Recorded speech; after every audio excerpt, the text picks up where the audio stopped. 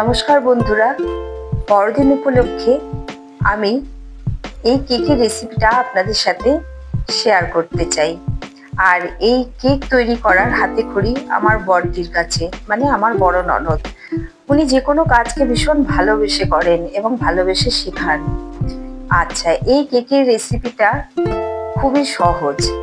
আর এটা সেই street side যে কেকগুলো আমরা বড়দিন উপলক্ষে পেয়ে থাকি, সেগুলোই আমরা অনেক দাম দিয়ে কিনি। এটা আমরা বাড়িতে বসেই বানাতে পারি। তো এগুলোর জন্য বিশেষ কোনো উপকরণ লাগে না। দিয়েছি 500 গ্রাম ময়দা, 10 গ্রাম বেকিং পাউডার আর 30 গ্রাম কর্নফ্লাওয়ার। এবার এগুলোকে একসঙ্গে করে আমি চেলে নেব। আর একটা বাটির মধ্যে আমি 500 গ্রাম চিনি গুঁড়ো করে রেখে দেব। এবার একটা কমলা লেবুকে গ্রেটারের সাহায্যে তার উপরের খোসার যে জুসটা আছে সেটা আমি গ্রেটারের সাহায্যে বার করে নেব। এই কমলা লেবুর খোসার জুসটা কেকের মধ্যে দিলে কি হয়, কমলা লেবু বা কমলা লেবুর খোসার জুস, দুটো জুস দিলে ডিমের যে গন্ধটা সেটা কিন্তু থাকে না। আর কুসুম 7টা ডিম নিয়েছি আমি এখানে। কুসুমটাকে আলাদা করে নিয়েছি, সাদা অংশটা আলাদা করে নিয়েছি। এবার এই কুসুমটা আমি ফেটে নেব। আর সাদা অংশটা আমি ব্লেন্ডারের সাহায্যে ফেটাবো। তবে এই ফেটানোটার দিকে খেয়াল রাখতে হবে আমাদের এটা একটু হাতে সময় নিয়ে, অন্ততপক্ষে আমি তো অনেকটা সময়, প্রায় আধা ঘন্টা ধরে এটাকে ফেটিয়েছি। এটা বেশ একটু ফেনা ফেনা মতন যখন হয়েছে, তখন আমি এর মধ্যে দিয়ে দিয়েছি ওই অরেঞ্জ জুস আর অরেঞ্জের খোসার যে জুসটা, দুটোই আমি এর মধ্যে মিশিয়ে দিয়ে আবার এটাকে ফেটিয়েছি। তারপর আমি এই চিনিটাকে 2-3 বারে অল্প অল্প করে মিশিয়েছি আর ব্লেন্ডারের সাহায্যে এটাকে ফেটিয়ে নিয়েছি। বেশ, এটা বুঝতে পারছেন কিরকম ভাবে ফেটানো হচ্ছে। অনেকটা টাইম, মানে আমি আধা ঘন্টা ধরে ফেটিয়েছি। তারপর আমি এটা ফেটানো হয়ে গেলে এর মধ্যে যে ডিমের হলুদ অংশটা আমি আলাদা করে রেখেছি সেটা ঢেলে দিলাম। এবারে এটা দিয়েও আমি কিছুক্ষণ ফাটিয়ে নিয়েছি, 5-7 মিনিটের মতন।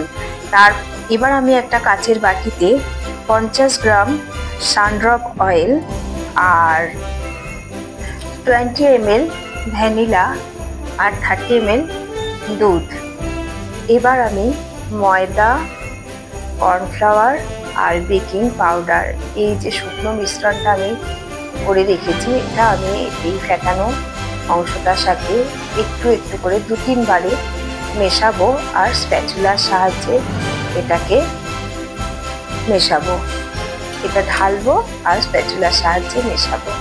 এবারে সম্পূর্ণটা যখন ঢেলে মেশানো হয়ে যাবে, তখন দেখতে পাচ্ছেন এর ঘনত্বটা কিরকম হয়েছে। এবার এটাকে নিয়ে আমি এই তেল, দুধ আর ভ্যানিলার যে মিশ্রণটা আছে এটার মধ্যে অল্প একটু নিয়ে মিশিয়ে নেব। তাহলে কি হবে, যখন আমি এই ব্যাটারটায় ঢালবো তখন এটা খুব ভালো মেশানো যাবে, নয়তো একটু সমস্যা হতে পারে। সমস্যা কিছু নয়, তেলগুলো আলাদা আলাদা হয়ে যায় অনেক সময়। এইভাবে মেশালে এর ঘনত্বটা খুব সুন্দর হয়। এবার এর একটা কেক টিনের মধ্যে অল্প একটু সানড্রপ ফেলে সেটা ব্রাশে করে মিশিয়ে এর মধ্যে একটা বাটার পেপার দিয়ে আমি এই লিকুইড মিশ্রণটা ঢেলে দিলাম। তবে বন্ধুরা, আর একটা কথা বলি, আমি এই গোটা ব্যাটারটা দিয়ে কিন্তু 2টো কেক বানিয়েছি।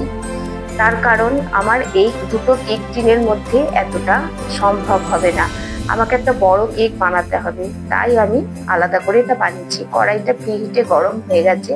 এবারে এর ভেতরে একটা ঝিক দিয়ে আমি এই ব্যাটারটা বসিয়ে দিলাম আর অন্যদিকে আর একটা কেক বসিয়েছি। এবার দেখুন বন্ধুরা, হয়ে গেছে। কিভাবে বুঝবো? একটা ছুরি আমি এর ভেতর গেঁথে দিয়ে, যখন আমি এই ছুরিটা দেখছি গায়ে কিচ্ছু লাগেনি, তার মানে এটা হয়ে গেছে। এবারে গরম কেকটা একটা ভিজে ন্যাকড়া দিয়ে আমি কিছুক্ষণের জন্য রেখে দেবো, প্রায় ঘন্টা দিয়ে। তারপর আমি কেকটা ডিমোল্ড করব। এবার এটা আমি সোজা করে দেখাচ্ছি, দেখুন কি সুন্দর হয়েছে আমার এই কেকটা।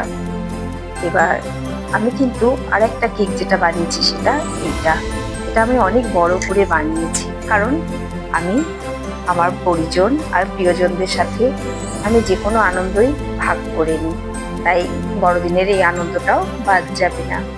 তো বন্ধুরা, আমার এই রেসিপি কেমন লাগলো, আর আপনারাও এরকম ভাবেই সবার সাথে প্রিয়জন পরিজন সবার সাথে আনন্দ ভাগ করে নিন, দেখবেন খুব ভালো লাগবে। আর আমার যদি ভালো লাগে তাহলে আমার চ্যানেলটাকে সাবস্ক্রাইব করবেন আর ভিডিওটাকে লাইক করবেন। আর ভালো থাকবেন, সুস্থ থাকবেন, বড়দিনের এই ছুটি আনন্দে খুশিতে কাটাবেন। আজকের মতো আসছি, টাটা।